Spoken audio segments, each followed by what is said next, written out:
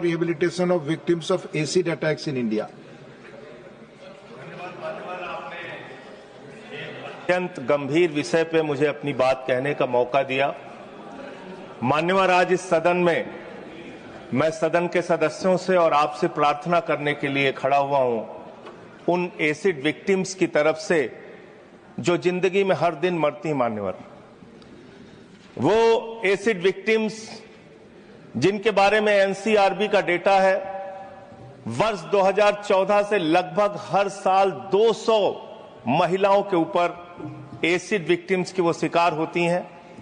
80% इसमें महिलाएं होती हैं, जिसमें 30% नाबालिग बच्चियां होती हैं। मान्यवर, और इनके दर्द को जानने का मौका मिला। ब्रेव सोल फाउंडेशन है सर, दिल्ली में काम करती है वो संस्था। उस संस्था के एक कार्यक्रम में मैं गया था मान्यवर। वहां जो बच्चियां हैं उनको आप देखेंगे तो आपको आंखों से आंसू आ जाएगा। और न्याय मिलने में इतना समय, इतना विलंब।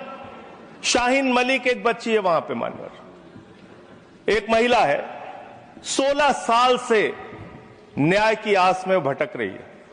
उसको न्याय नहीं मिला, उसका चेहरा पूरा बिगड़ गया, एक आंख चली गई है। एक अनुपमा और मोहिता बच्ची थी सिवान की, 14 साल की बच्ची, उसके ऊपर एसिड अटैक हुआ। 20 साल के बाद उसको न्याय मिला, जब उनकी मृत्यु हो चुकी थी। वो दुनिया में नहीं थी मान्यवर। इसके संबंध में सुप्रीम कोर्ट ने 10 अप्रैल 2015 को एक आदेश जारी किया कि प्राइवेट हॉस्पिटल हो या सरकारी अस्पताल, दोनों जगहों पे इनका पूरी तरीके से फ्री इलाज होना चाहिए। मैं सरकार से अनुरोध करूंगा, हाथ जोड़कर विनती करूंगा, उनके फ्री इलाज की व्यवस्था की जाए। इनको मुआवजे के नाम पे मात्र 5 लाख रुपए मिलता है। कम से कम इनके इलाज के लिए 50 लाख रुपए का इंतजाम किया जाए। मान्यवर, आप हैरान होंगे, 45 सर्जरी दीपमाला नाम की बच्ची की हुई, 44 बार सर्जरी शाहीन मलिक की हुई। वो रीमा 7 साल से न्याय के लिए भटक रही, नीरजा 15 साल से न्याय के लिए भटक रही है। इन लोगों को कोई नौकरी पर भी नहीं रखता मान्यवर। इनके लिए सरकारी नौकरी ऐसे इंतजाम की जाए जहां पे वो अपनी नौकरी कर सके। ये बच्चियां सर, जब रोज सुबह उठती हैं, ये अपने चेहरे को देखती हैं, इनको रोज मरना पड़ता है। आज मैं आपके माध्यम से इस सरकार से निवेदन करता हूं, एसिड विक्टिम्स के लिए फास्ट ट्रैक कोर्ट बनाई जाए। 20-20 साल तक इन बच्चियों को न्याय के लिए भटकना पड़ता है, इनके लिए फास्ट ट्रैक कोर्ट देश के अंदर बनाई जाए।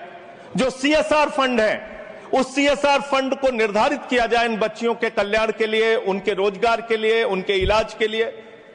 मैं आपके माध्यम से अनुरोध करना चाहता हूं इस सरकार से कि 2014 के बाद से लेकर अब तक के जितने केसेस हुए हैं, उसके पहले के भी जितने केसेस हुए हैं, उसकी समीक्षा के लिए एक केंद्रीय समिति बना के उनकी मदद और इलाज कर।